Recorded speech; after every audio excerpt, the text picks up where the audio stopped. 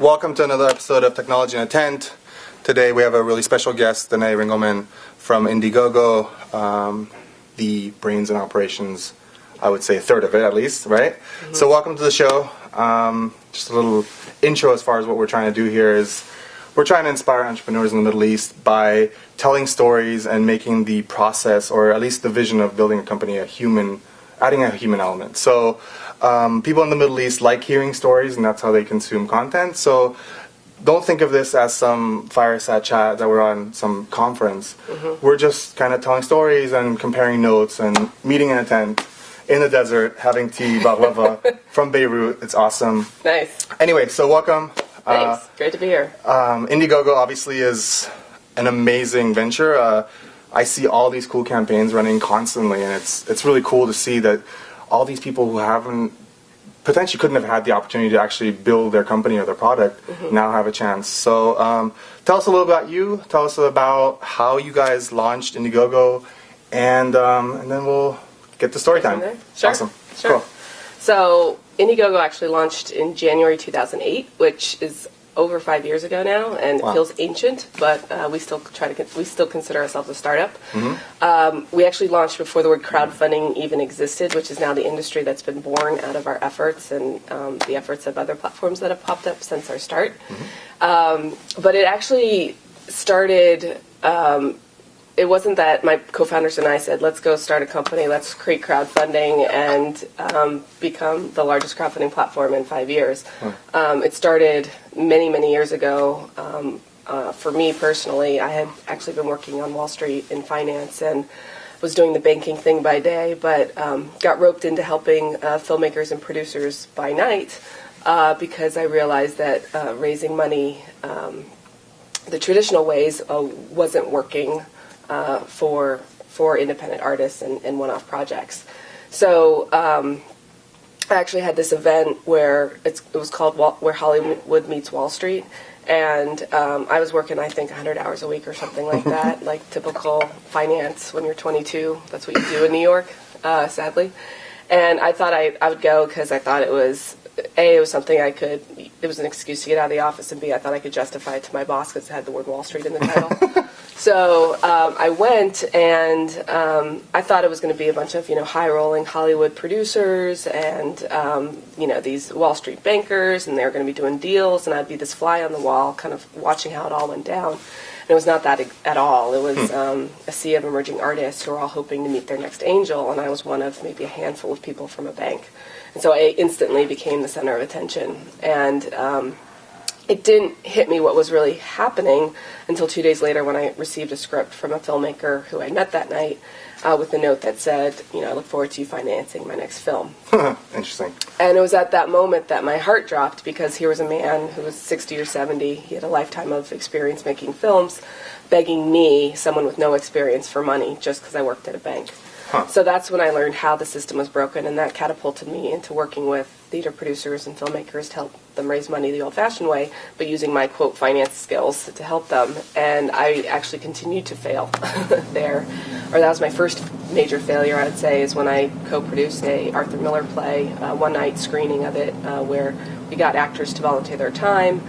We got a venue, we packed the house. I worked my butt off to get some investors there so they could witness the whole event, and at the end of the night they'd write the check to turn it into a full-blown off-Broadway production. And everything went perfect except for the check writing part. And it was at that moment... We have to tweet that. Everything went perfect except for the check. That's funny. Except for the check writing. That's and funny. That's in that moment I realized it was the people who wanted the play to come to life the most, which were the actors in the audience, didn't have the power mechanism to actually make it happen. So that's when I started working on my original idea, which was an offline kind of fund idea. That's what forced me to quit finance. I think I actually just heard myself pitch it one too many times, and I just got sick of myself hearing me talk about it without actually doing anything about it. So that's when I quit finance and went back to business school to start a company that would democratize fundraising. And it's there that I met my co-founders who had their own frustrations with raising money, one with raising money online for charity research or cancer research, and the other for a play, a theater company in Chicago. So did it start off kind of for everything, or specifically for movies and theater stuff? So the pain was experienced by all of us in our own right. My personally was around theater and film. One of my co-founders was around theater, and the other one was around raising money for cancer research. And so when we started working on a solve, my original offline idea quickly pivoted to an online idea when I met my co-founders. Yeah. And it's when they asked me, if you really want to democratize fundraising, Danae, why don't you take this online? It's the most meritocratic platform out there. And that's when we started, brainstorming, because my original idea was more of an equity investment play. And I knew, because of my experience in Wall Street, that you had these 1934 and 1933 Securities Acts here in the United States that would make it illegal for people to invest online. And so we tried to navigate those rules and exemptions a little bit, and realized it was going to take far more dollars and legal fees to figure that out than 3 newbie entrepreneurs could afford. So we decided to not boil the ocean, give up the investment objective, and first just try to tackle this concept of social fundraising, is what we called it, or raising money through your social network. Since, remember, Twitter was just getting started, Obama wasn't a word in America, Facebook, I think, might have almost still been for college students, so this was really early. So then there was no talk of a crowdfunding bill, and I know Jason and the guys at Crowdfunding Advisors. So how did that feel, like kind of having to lead the pack and not really knowing where you're going to end up, or if someone was going to kind of block you and say, you can't do this, or it's not going to work? Was that scary, or was that exciting as far as that path or that vision that you had? It was a little daunting when we started looking at trying to navigate the securities exemptions. That was definitely daunting. However, we kept going back to the pain point of how unfair and inefficient fundraising was, and how many ideas were going unborn every day because of this friction. And so it just became, we were just so dead set on solving that problem and making fundraising more fair and more efficient. And we knew that we'd get there. And I think one thing my co-founder Slava Rubin always said, which was true, is true to this day, is he said, we're not going to know if we're actually onto something for a good 2 years, because it's going to take that much time to actually figure it out. And I would say that panned out to be pretty true. It took a good 2 years for us to even start to feel like we're in our groove, that we've figured something out and that it's working. So you left the job making good money on Wall Street. You bootstrapped this, I assume, because at that point you couldn't raise money, right? And then so you had this, a couple of co-founders. How did you connect with them? And was it an instant click, or how did kind of the napkin drawing start? And how did you guys connect? So I went back to business school to start this company, and I did what every entrepreneur should do, which is pitch it out your ears. Okay, so that's an important part. So in the Middle East, there seems to be this misconception that people are going to steal your idea. So you heard it here from Danae, and I think everybody's going to talk about this. Transparency and getting feedback to improve the idea, or even to see if it's viable, is really important. So that's one of the important lessons we want to teach. And to make sure that the pain that you're solving is actually a true pain, not a fabricated pain. Yeah. So what do they say? Medicine, not a vitamin? Right. Okay. So, all right. So you guys get together. Was it just kind of right in the beginning you guys knew that you guys were on the same path and were seeing eye to eye? Or, again, was it just you three just doodling ideas and, pitching it and getting feedback? And then at one point, did you say, holy shit, we have a business and we're going to raise money and this is going to be really big? What was that aha moment? So the way it started is I was pitching it incessantly. And it wasn't like I was trying to hit everybody up. What I was trying to do was, the way I approached it is I was just sharing my idea, articulating the pain point that I thought that it was, articulating the probable solution. I was articulating how I thought we could solve it. And from that, I think I was doing it again at a dinner after a class I was taking called Social Entrepreneurship. And Eric, who's my first co-founder, happened to be at that dinner, and he heard it, and I think we walked back to our bikes, because that's what you do when you're in middle school. You ride your bike. And I think we talked in the dark for the next hour, in the cold, in the dark, about this idea. And then he kept coming back around. And I was using every class I took in business school as a way to test, further test my hypotheses and validate the problem that I was trying to solve and the solution I was coming up with. And Eric actually kept coming back around, helping me for no school credit whatsoever. It's just he was genuinely and organically interested in solving this problem too. Cool. And I think that really showed it. And he said, you really need to meet my good friend Slava, who I worked with for the last 7 years, because he's super entrepreneurial. He's frustrated with fundraising because he's doing this charity thing. And then he's incredibly entrepreneurial as well from his background. So Slav actually flew out one weekend. I didn't know him. We went to the Green Festival in San Francisco together.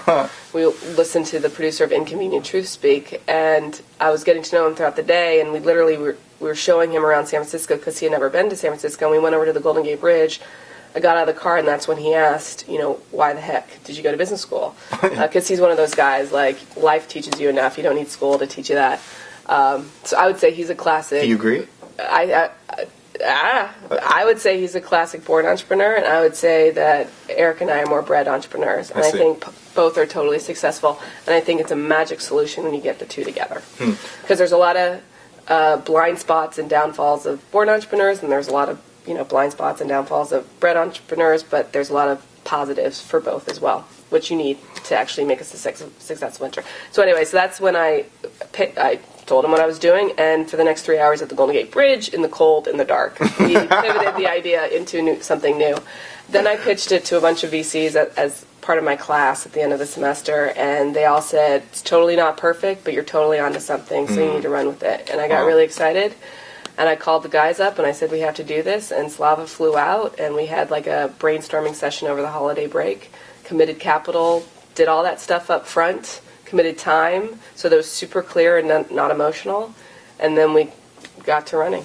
And it's been history ever since. Who was the first person to just give you that stamp and then write a check? That didn't happen for like 3 years. 3 years, okay. So basically 4 years maybe. All right, so 3-4 years of bootstrapping. And was it an issue that Slava is on the East Coast, or did that actually help? It ended up helping, and here's a quick little story. He was a consultant at the time, and so Eric and I were in business school at the time. So we were all working on this full steam ahead while Eric and I were in school and while Slava was still working. So one of the fun facts about the consulting industry is that you're constantly on the road, so they'll fly you wherever you want to go on the weekends.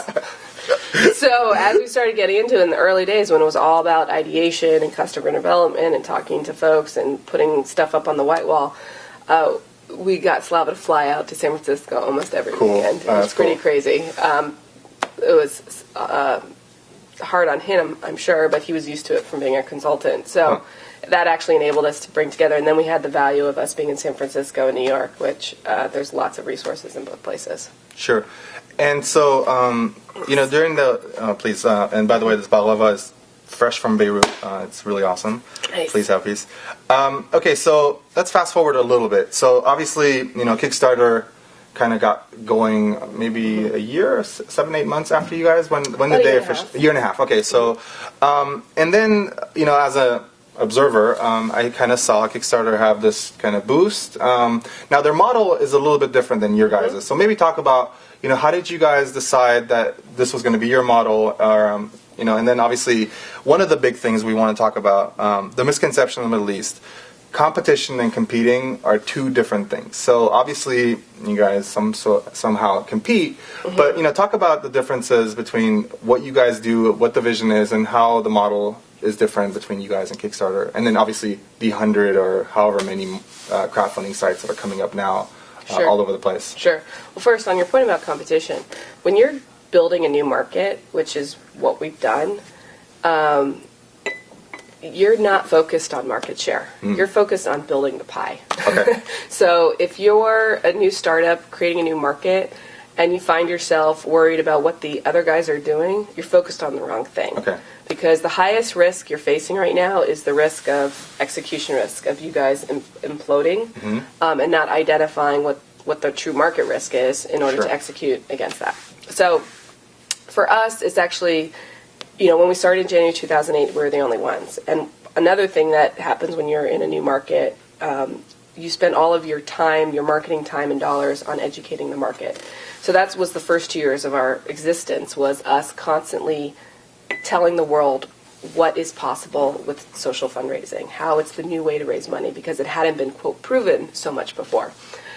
So when Kickstarter and the hundreds of other platforms came about, it actually just helped educate the market even further. So it's actually been a great thing, I would say.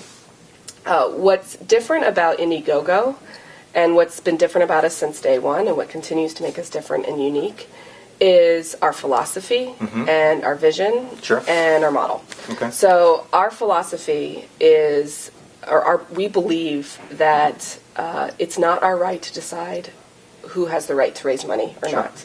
That is, I left finance to change finance. And I did not want to become another gatekeeper, picking and choosing who could raise money and who got money and who didn't. That was the inefficient, unfair system that I wanted to fix.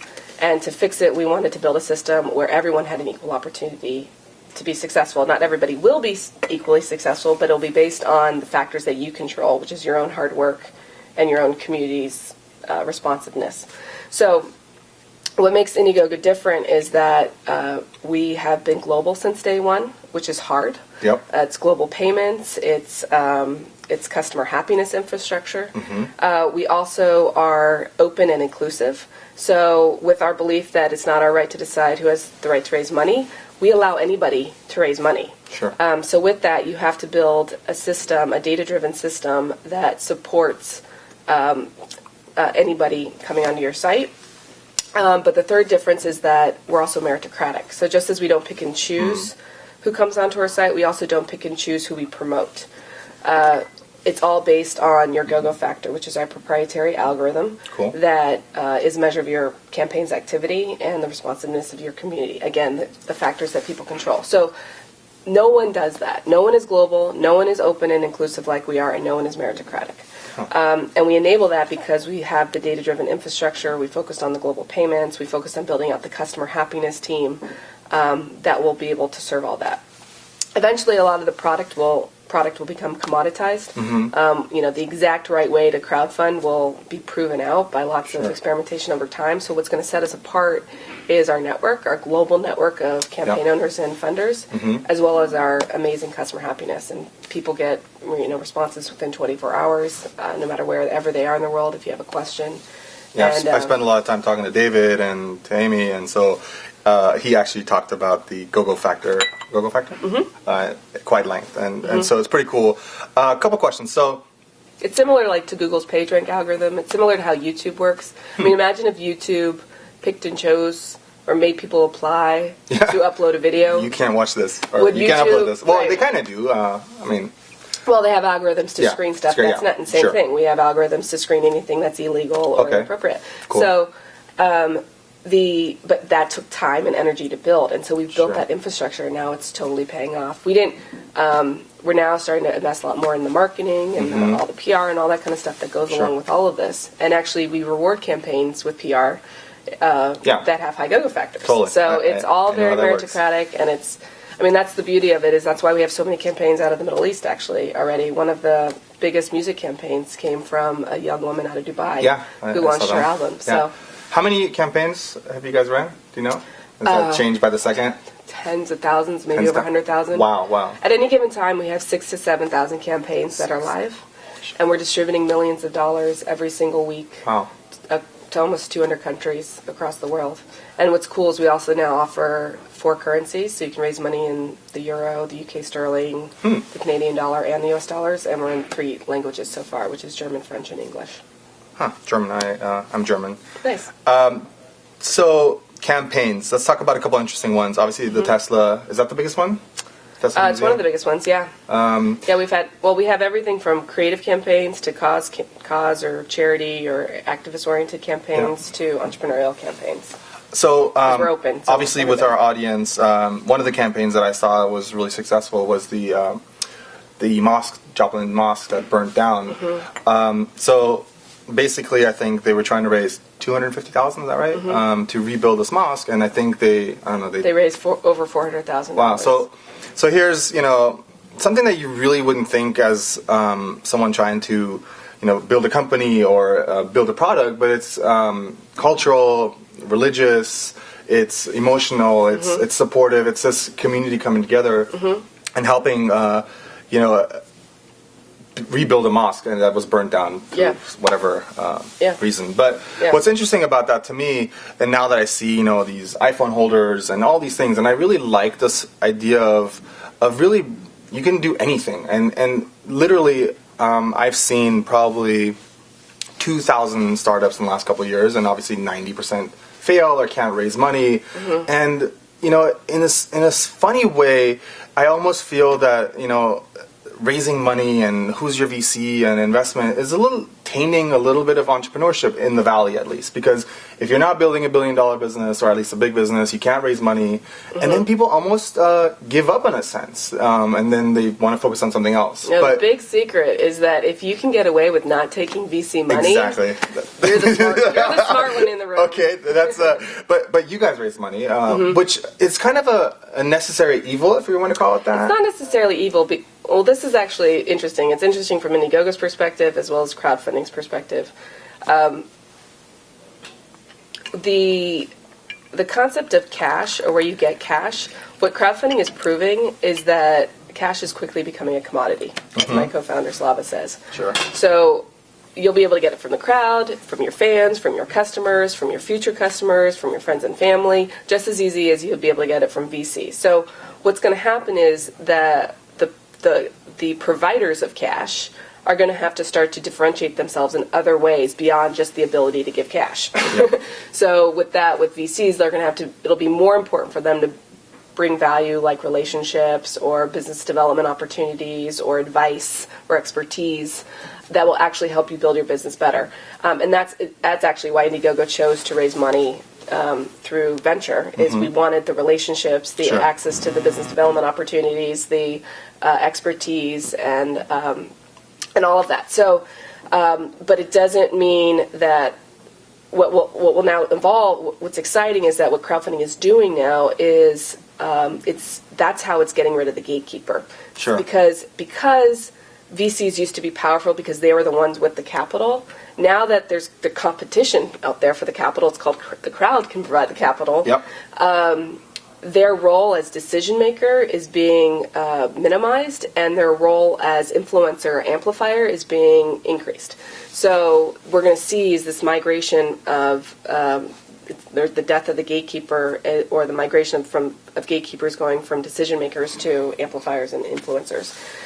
So I think that's what's really interesting, and that's why I think crowdfunding is becoming this incredible incubation platform for all of traditional finance, whether it's VCs or banks, to foundation capital, to government funds, all that. They're going to start using crowdfunding as a way to validate ideas, market validate ideas. What are the ideas that the community actually wants, audiences actually want, and then they'll come in with amplification capital. And a great example of this is the Tesla Museum campaign that raised $1.4 million. Wow. That was a campaign that was started by a blogger who was passionate about Nikola Tesla. And he wanted to save his old lab and turn it into a museum. So he went to the New York State government and said, you have to do this. You can't destroy it and sell it. You need to memorialize them here. And they said, well, I don't know if this is something that people actually want. We were supposed to spend our, people's tax dollars on the things that the people actually want. If you go off and raise $850,000 from the people, then we'll know the people actually want it, and we'll match that $850,000. And so that's what Matt Inman did. He went on Indiegogo and he raised actually $1.4 million, far surpassing the $850,000. So the government was ecstatic about matching it with $850,000. So that's awesome. A classic case of incubation platform happening, and how government and traditional finance can work with crowdfunding finance, and why crowdfunding is not necessarily replacing traditional finance. It's just making traditional financiers smarter, faster. That's awesome. It's incredible, like how powerful it is, and again, I see all these really cool gadgets and things being launched, and hear the VCs talk about lifestyle businesses. I think if you can build a cool little product and hire a couple people, especially in the Middle East, in some countries unemployment is 30%, but if you can build a lifestyle business that can pay for you and for your family and your friends or coworkers or whatever, then that's livelihood. That's not just a hobby or a startup or a $1 billion business, but it really is. It's peace. That's kind of what we're trying to do. Peace through technology, and that's just as successful as building a venture-backed company. Exactly. There's definitely, at least in the Valley, I think sometimes people think venture-backed businesses are somehow better than lifestyle businesses, where there's a little bit more ego attached to that. It's the ego thing. It's the ego thing. I raised money from Ron Conway. Whatever. Dave McClure is an investor. That's people running around. What I hope all your listeners are thinking about is, what do I want out of my life? Yep. What kind of work do I want to do every day? When I get up in the morning, what excites me? And if that's running a business, that's a lifestyle business that serves your community and your peers, go for it. Cool. So we have a little thing we do on the show. It's called Lessons Through Stories. And we ask our guests to tell one story that somehow had an influence on their path. It's somewhat personal, funny, whatever it is. And I think you said yours was the main topic was going to be relationships. Yeah. So tell me that story. It's pretty funny. And it really does say something, and we'll talk about that. So relationships. Yes. Well, one thing that entrepreneurship doesn't teach you, for me, is how to differentiate between interest when people are interested in you. I don't know how many times I've confused when people are interested in Indiegogo and I think they're interested in me personally from a dating perspective, or vice versa. Like they're talking to me. I instantly think they want to know about Indiegogo, so I go into Indiegogo talk, and I totally miss out on the opportunity. My sister bashes me over the head all the time about that. That's Wake fun. Up, Danae. But that's okay. But one of the early evidences of this confusion was actually with my co-founder. So before Indiegogo even started, I totally had a crush on my co-founder and totally asked him out on a date. And you asked him. That's awesome. Of course, he was going to ask me. And we went on a date, and then he never called me back. And I was like, what the heck? Who does that? And so I confronted him about it, like at a party a few days later. And he knew about this idea of Indiegogo when I was trying to start. And he looked at me and he said, well, I really want to start a company with you, and I just don't think it would be a good idea if we dated. And in that moment, I was like, you're totally right, and I'm totally pissed. And I'm so glad he was right, because we never would have worked.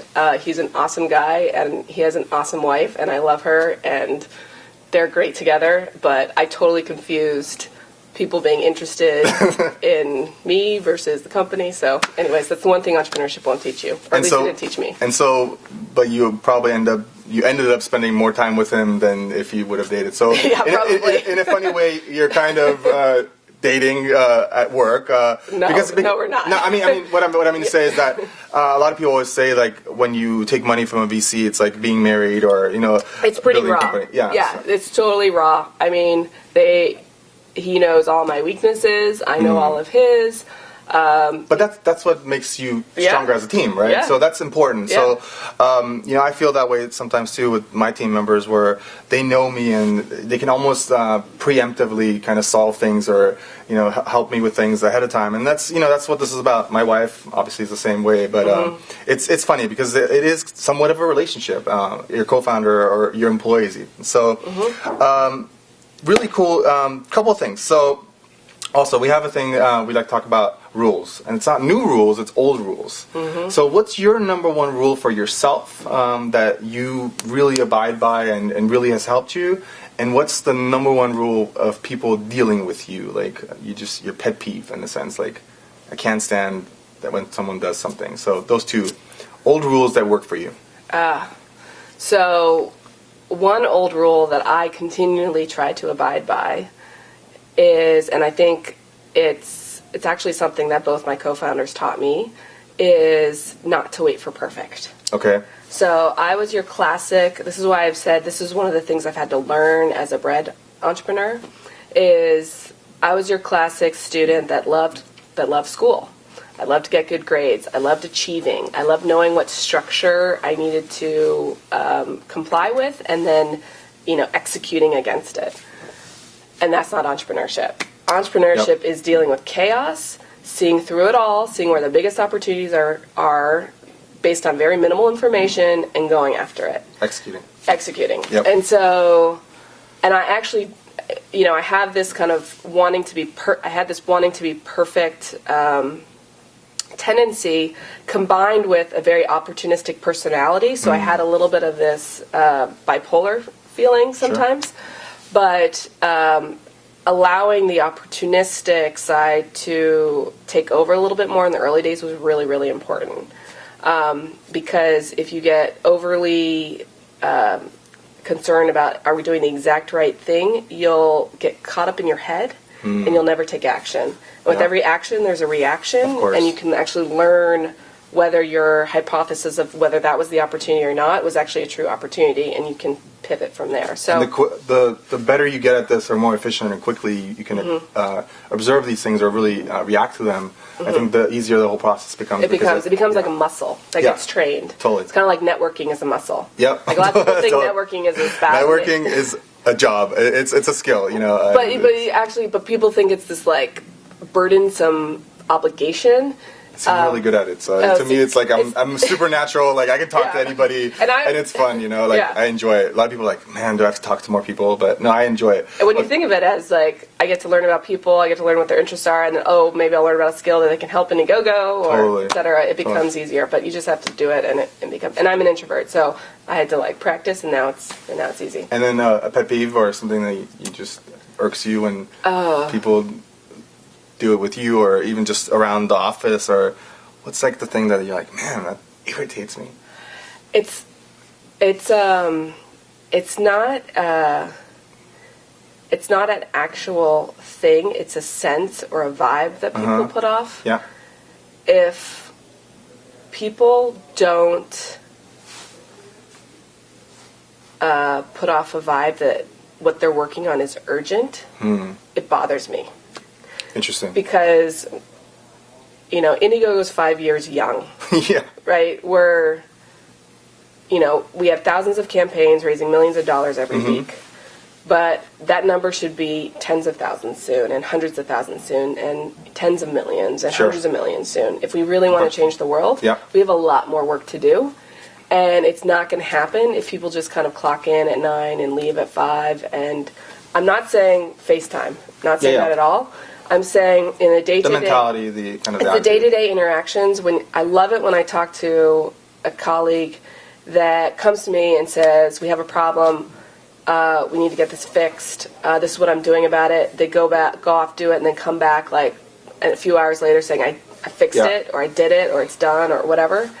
It irks me if we talk, oh yes, we need to grow more internationally, let's... or I'm making this up, let's put out a plan, and, in Q4 we're going to do something. And then have meetings about meetings, and it's like, I just work here, Right. It's actually, and it's reinvigorating when I work with someone and they know clearly what their next action items are and their next steps are, because it's reinforcing that in my behavior. And when I interact with my colleagues, I try to go back to what are the next steps, what are the next action items to reinforce that in there. So, and how can I contribute and push the envelope? I always, it's just lack of sense of urgency just bugs me. I tell people it's fine. One day you're chief executive officer, and one day you're chief janitor. You have to wear so many hats. You have to constantly ask yourself, am I putting in enough, and am I doing enough? So, so finally we have an announcement.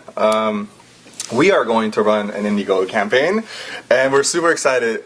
We started talking about this, when was that, the Seymour dinner, 6 months ago? Yeah. And we didn't know how to shape it and size it and form it, and David and I talked about it. But I think we finally came up with an interesting structure. So the idea that we're going to do is we're going to run a campaign, and we're going to set a goal of $250,000. And that money is going to be used to sponsor companies from the Middle East to come here. Now, what we're going to do is we're going to use Podium from Unoodle, run a competition in a sense, and then just pick 5-10 companies and then pay for them to come here. their flights, their accommodation, co-working, send them to conferences, get them to present their products, and really get them to dive into what it is to be in Silicon Valley. And so the idea really is we want to contribute with our brand and our reach, and maybe with your help, to fund these companies, because I think ultimately people in the Middle East are still disconnected. I think I mentioned this to you last time. I've met, I think, 500 companies in the last 9 months, and only 6 of them had any U.S. advisor, mentor, board member, customer, any connection at all. And so it's like Hollywood, it's some fantasy world. And, beyond the H-1B visas and all the political issues, it's financial issues, and it's completely disconnected. Like, someone wouldn't even know where to start. So we want to kind of help people come here. We have some really cool perks. One of them, obviously, is a PITME t-shirt that we have for you. Awesome. Really quickly, so hope this is the right size. So here's one of the perks. Thanks. Jeremy, can you grab the pair of shoes real quick? Do this. Pair of shoes. They're in the box. This might be a little small. That's a large. You had said medium, but yeah. And then we can. Okay.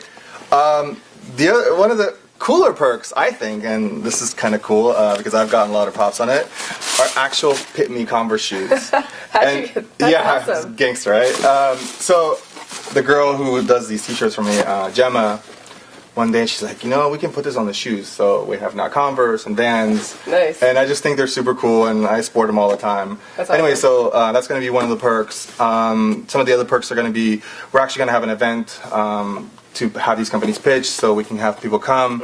And so You actually might even want to think about putting kind of crowdfunding into part of the criteria to earn your $10,000 as like a match.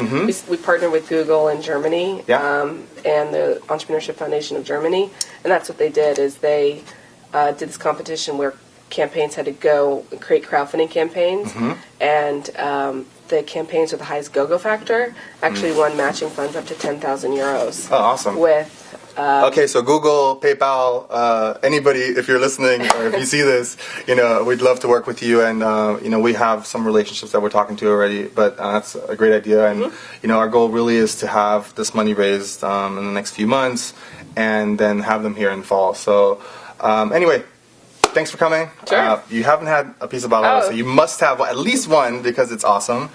I want... What's this kind? You're asking me, I don't know. These ones are really good, and this is pistachio, so if you like pistachio. I'll go for pistachio. Anyway, Danae, want to thank you for making the time to come joining us. Thanks for having me. This has been awesome. Let's get your campaign going. Yeah. It took me a long, like literally hours of working on it, but I think we're ready to go, and David and I think Amy volunteered to help out a little bit too, so looking forward to it. Well, I'll connect you with our customer happiness team because they can take a look at your campaign and give you feedback. Yeah. On your whole promotion process, Very strategy cool. and all that stuff. Very cool. Awesome. It was great. Danae, thanks a lot. Yeah.